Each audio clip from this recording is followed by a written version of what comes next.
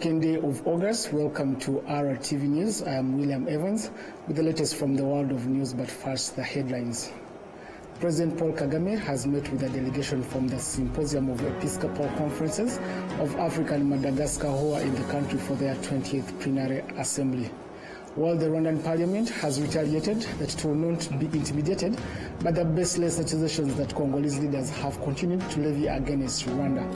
On the international scene, Ireland has become one of the Europe's top digital hubs, but the rapid rise of data center powering global tech giants is putting the country's energy grid under serious strains.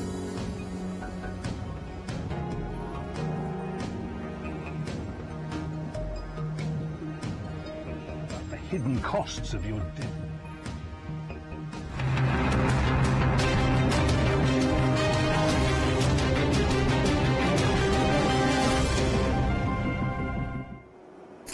A very happy new month. Of course, this is the news in details.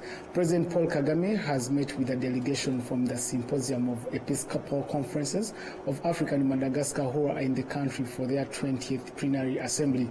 While speaking to the religious leaders, His Excellency the President noted that Rwanda's history represents both the worst and the best of humanity, and it is a reminder that those with responsibilities both in state and the church must harness the best of humanity. He pointed out that failure has happened before, but that good people do not accept to be held hostage by it. He stressed that people must learn from history, work together to prepare the ground for hope, reconciliation and peace, not just in Rwanda but also across the African continent. The plenary assembly began here in Kigali on Wednesday and will end this coming Monday. The Rwandan parliament has retaliated that it will not be intimidated by the baseless accusations that the Congolese leaders have continued to levy against Rwanda, internationally disregarding the agreements that have been signed between both countries. This follows a meeting of parliamentary speakers held in Geneva, Switzerland on Wednesday, during which Vital Kamerhe, the Speaker of the National Assembly of DRC, used inflammatory language against Rwanda despite having expressed satisfaction with cooperating with Rwanda to restore peace in his country just 2 weeks earlier during the Francophone Parliamentary Assembly in Paris, France. Honorable Balin Wineza, Vice President of the Chamber of Deputies in Rwanda's parliament, has noted that while such inappropriate rhetoric is regrettable, it will not deter Rwanda from continuing to support peace efforts in the region. In a forum attended by various leaders, including officials from the Ministry of Foreign Affairs and ambassadors representing Rwanda abroad, along with Rwandans living in diaspora, participants revisited Rwanda's history and the cultural significance of umuganura in Rwandan tradition. Rwandans living abroad were reminded of the various historical eras of Rwanda, including the monarchy period and more recent times. Ambassador Robert Musonera, who chaired the session, emphasized that umuganura is just not a one-day celebration, but also a way of life for Rwandans. He stated that it should go beyond festives and gatherings to becoming a cultural principle of hard work, agriculture production, bringing pride to the country. The National Bank of Rwanda has launched a pilot project for a digital currency known as the Central Bank Digital Currency, aimed at assessing how it could be used in Rwanda. This pilot follows a research that indicated that this digital currency could promote financial inclusion and help reduce the use of physical cash in the country. We do have details. Rwanda has revealed that progress has been made in the project to introduce a new digital currency, the Central Bank Digital Currency. Currently, the Central Bank has begun testing the use of a new digital currency, which has been named IFA Rwanda. Experts in technology and financial transfers have expressed their appreciation for the progress made by the National Bank of Rwanda. This is a pleasant surprise. It is a good step forward, especially considering how people have interacted with money over time. For one, I am happy that we are now looking at having our own digital currency. I'm looking at how transformative digital currencies will shape Rwanda's money ecosystem. Uburyo bwo kureba noneho ngo bizatugeza kuki, tuzabikoresha iki, bizatwungura iki, ni intambwe nziza cyane njye nayishimiye ku giti cyanjye. Iki ni igihe cyiza kuko nk'ibindi bihugu nkuko turi kubibona muri no minsi ubu nibwo twavuga ko We can say in the recent past that digital currencies have become more popular, including blockchain technology. I feel the central bank has made a significant move in a timely manner because that digital currency will position Rwanda among the first to use it. It will therefore help us, especially because digital currencies are more secure and they are stable, so we shall not be left behind.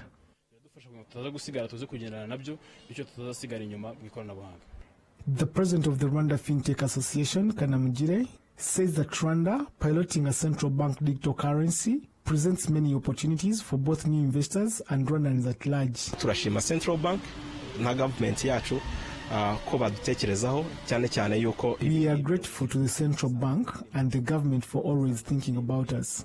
This is in the 2029 fintech strategy and vision. So, we can say that this will help us achieve the fintech strategy by 2029. This is a good step forward, and as people in this space, we must take advantage of this so that by the same time we have many investors and products.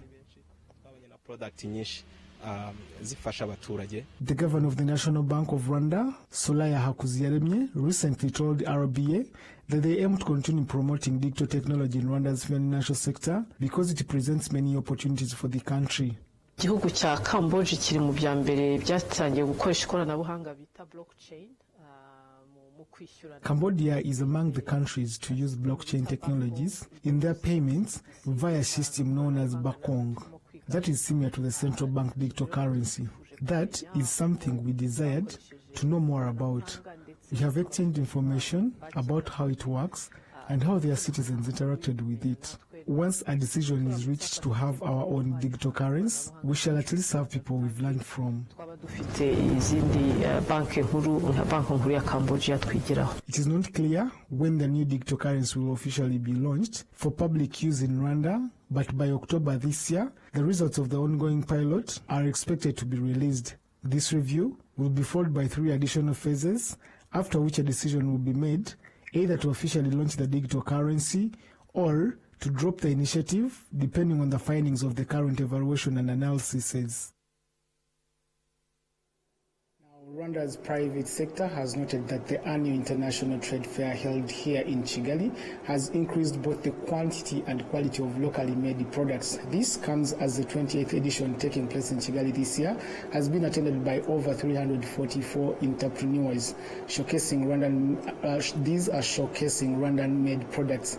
As the 28th International Trade Fair in Kigali City, visitors of all ages have been attending to see various exhibited products, especially those made in Rwanda. Some textile traders have mentioned that their customers appreciate products made in their home country.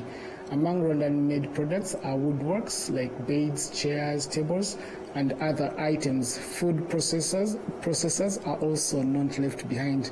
They have added value and say their products are loved by both Rwandans and foreigners. Walter Hunde, spokesperson of the Private Sector Federation, has observed that the increasing presence of Rwandan products in the International Trade Fair gives great hope for entrepreneurs. This trade fair is being held at Gikondo here in Kigali City, featuring exhibitors from 19 countries globally, and will conclude on the 21st this month of August.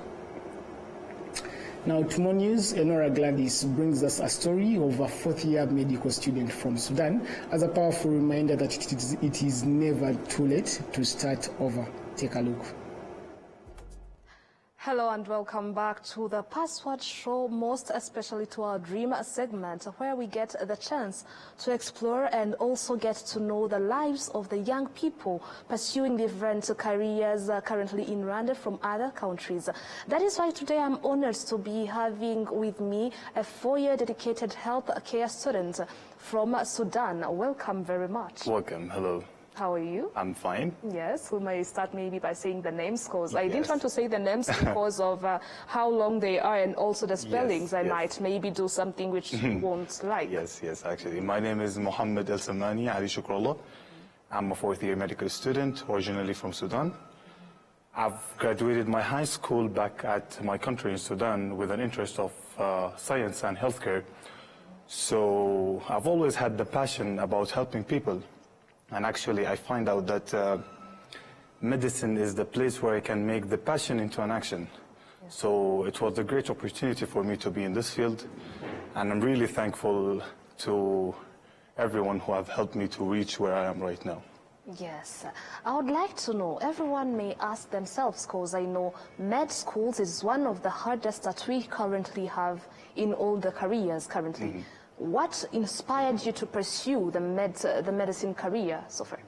Okay, so actually, what I can see is like at first hand that, you know, how healthcare is important, especially in a place where there is, let us say, a little medical services, okay? So community needs it actually, everywhere, anywhere. So, and as I said before, the passion that I have to be in this career, it was one of the reasons where I am right now. And also coming from a family that values education, there was one of the reason, or it was one of the reason which encouraged me to pursue my goals to be even beyond the borders. Yes. Yes, and more especially, now what pushed you to come and pursue your career in Rwanda so far? Okay, this is a good question actually. So, firstly, it started from our university. So back, due to the situations happening back in my country, our campus, it used to be back in Khartoum in Sudan, and now they transferred the whole campus to Kigali, Rwanda, especially the medicine college, okay? So now we have 5 batches here in Rwanda. So I think it was a really brave and fast choice. We got this opportunity, which many of people back in my country, they don't got it due to the situations. I think everyone knows what's happening there. So how they choose the country, I think it didn't come from nowhere. Okay, so the country was always welcoming. We've always heard about Rwanda throughout Africa and throughout the world. So it's a really beautiful country with a really beautiful people, and it's really safe. And Kigali, it's one of the cleanest country in Africa, actually. So this was a great opportunity for us to be here in Kigali with a welcoming people and with the welcoming people of Rwanda. So I'm really thankful for every opportunity we get. I'm really thankful for the university. I'm really thankful for Rwanda for what they gave us. Yes. Coming back to the med schools as a medical student, I would like to know, maybe being a med student can be stressful, and you're a young person, you also would need to hang out with your friends, family, and everything. How do you manage? Okay, so personally, I think actually for me, how I managed the stress on a physical way, I used to do exercise. And on a mental way, I used to reconnect with my old friends back in Sudan and my family back in Sudan by time and time to know what's happening, and they're encouraging me to complete what I'm doing, and it's being really helpful.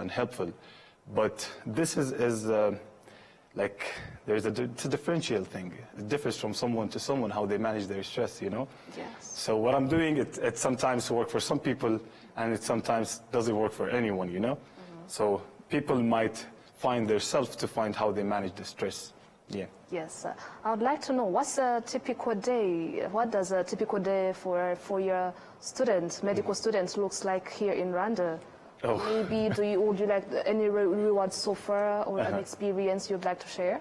Yes, okay. So a typical day actually starts when you wake up in the morning, you go to the clinical grounds in the hospital, you meet with the patients, with the doctors, with the employees of the hospital and the healthcare. So that's where it starts, and then we go back to our lectures or the library to have study or whatever to finish our self-learning sessions and all from this. About the rewarding part, I think the most rewarding part will be for a medical student is when they actually do what they read in books. So we go to the uni, we read books, it's like a theory thing. So whenever we see that on a real patient, and we do work, and we be a part of a healthcare, and we be a part of a solution, it's really rewarding, and it's really great feeling that we feel it actually. Yes. And how do you take care of maybe your mental and physical health, concerning that the medical school is really demanding? As I said before, I mentioned it, I think. So exercise, rejoining or recalling with my old friends in my country, because it's been like a long time since I met them, since I went back from my country and I came here. And also the family, yeah. Yes. That's the only two things. Concerning the exercises that maybe you do, are you already involved in some extracurriculars after classes? Okay, yeah. So regarding the medical field, yes, actually. I've been before to a blood donation day in Musanze, and it was really a great for me and a great opportunity. I have learned a lot actually from there, and I have went to several campaigns here in Rwanda. They give a lot of opportunities, especially MEDSAR, Medical Student Association of Rwanda. A shout out to them from here. They give us the opportunity to students. So it's an association from students to students where they get opportunities. And it's a great idea, I think, and it's going well by time. Yeah. And I would like to know, what are your hopes for the future? Do you maybe plan to continue pursuing your career in Rwanda as a doctor in the future? How is it? Okay, so this is a great question, actually. I think I'll be where the ship sees, okay? So wherever the career took me, wherever the community needs me, I'll be there. Either in Rwanda, in Sudan, or in any other countries abroad. I think I'll be flexible and I'll be helping the community. So I'll be where the community needs me. And actually, like, we had a great connection scene in Rwanda. We had a great learning in Rwanda. So this will be also a great opportunity if I get an opportunity here. And elsewhere also, no problem. I'll be wherever the ship wants me to go. Yeah. Sure. Last but not least, I would like to know, our show is named The Password and also Dream. As a young person who's pursuing your career in medical careers, I would like to know, what is your password that you'd like to share to the young people all over the world? Okay, so I think the password is the key management. So whenever, like as we said before, the medical field is very stressful. And it's not only depending on the medical field, actually. Any field, it's really stressful due to the work, due to everything you do. So I think the key management for everything to do your work is when you have the time management. I think this is the key for the puzzle, okay? So the time management, and I really wish luck for everyone who's planning and thinking to enter this field. It's really interesting field, and it's really great, and it's really helpful, and I wish you luck, all of you. Yeah. Yes, and thank you very much. Thank you so much for this opportunity. Yes, we'll be glad to host you again as Dr. Mohammed instead of Mohammed. Thank you. I hope so. Sure, yeah, yes. very soon. Okay. Thank you so much. Sure. That was Mohammed Shukrani, and he was just letting us dive into his experience, his life currently in Rwanda, but also as a four-year medical student. To our viewers, let us inform you that the dream is always a key and also a password for Mohammed. We'll be back after.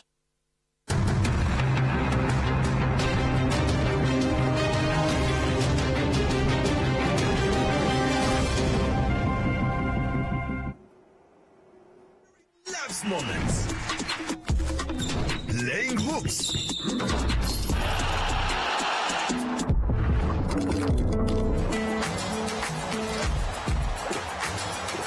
Giving away.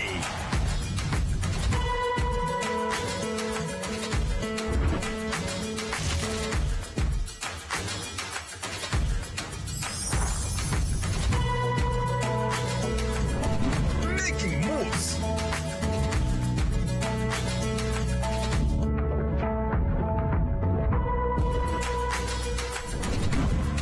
Breakfast with family. Inyanje is always there. Whatever the occasion, whatever the moment, always ask for Inyanje. Nyiri muto arababwiraga data bati ntabwo wagira umukamo mwinshi utunze inka imwe, ariko nigeze acika intege. Mama akinjira mu bucuruzi hari abamubwiraga bati ntabwo watera imbere udakorera mu iduka rigezweho, ariko ntibyamusubije inyuma, yakoranaga umwete. njya muri kaminuza hari abanshidikanyagaho bavuga ko nashobora kaminuza naturuka mu muryango wifashisha, ariko byaragiye nanditse amateka mashya.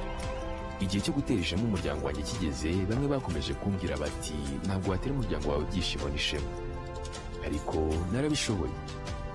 Hari abakekaga ko nasigira umurage ukomeye abankomokaho, ariko ubu mfite uruganda rutunganya amata. Banki ya Kigali yabaye umufatanyabikorwa wanjye mu rugendo rwose, inzozi zanjye ziba impamo. Bigereho.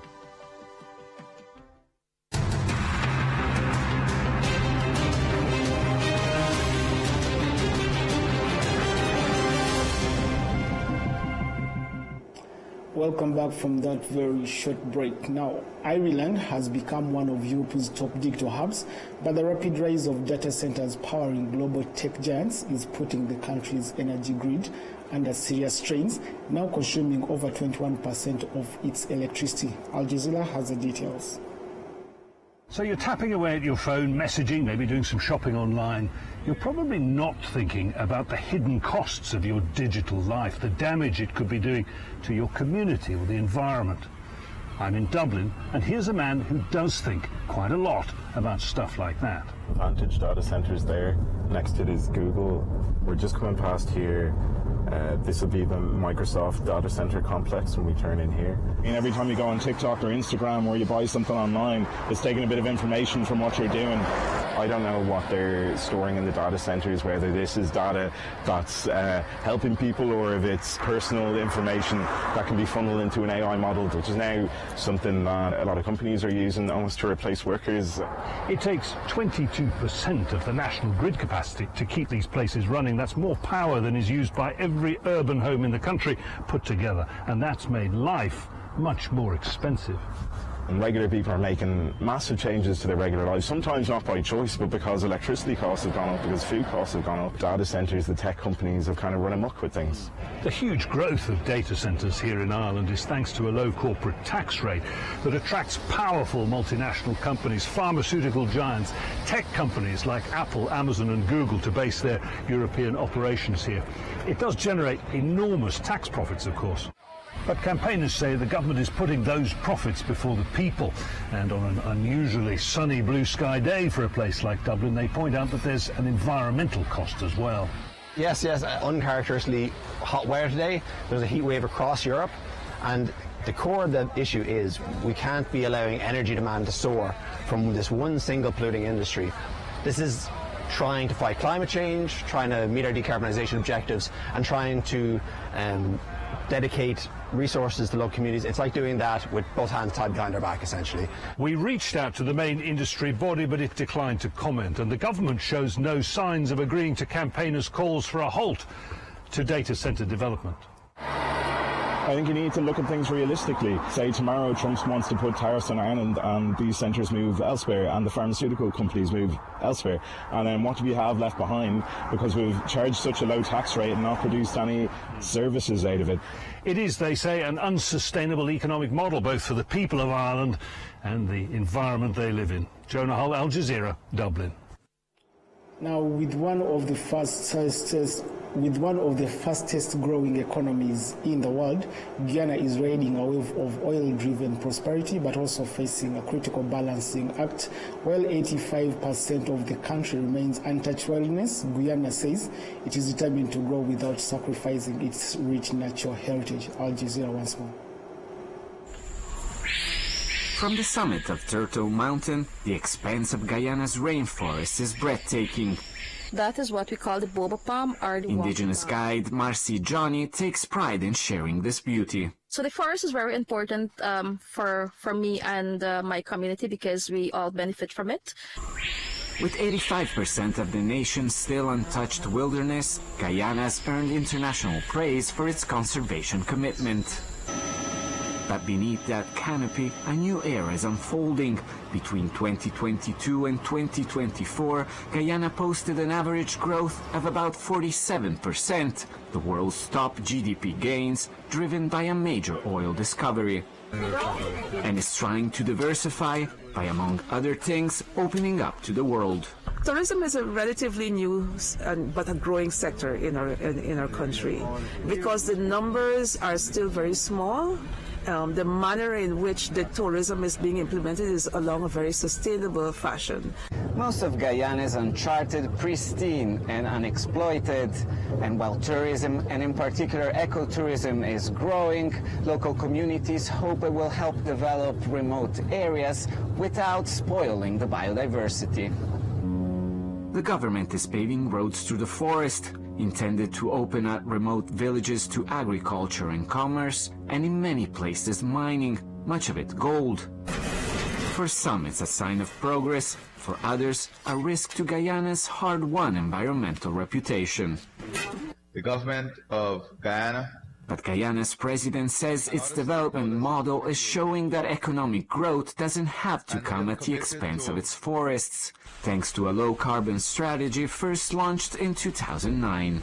Keeping the standing forest, one, adopting the best technologies in terms of our forestry sector, subjecting ourselves to the highest form of monitoring and evaluation. So people should judge us on our track record. Amid rapid change, Guyana is trying to grow without letting go of its forest and traditions, hoping to balance progress with preservation. Alessandro Rampietti, Al Jazeera, Iwokrama Forest, Guyana. With that report, we come to the end of tonight's bulletin. My name is William Evans. Have a good night. See you tomorrow. Goodbye.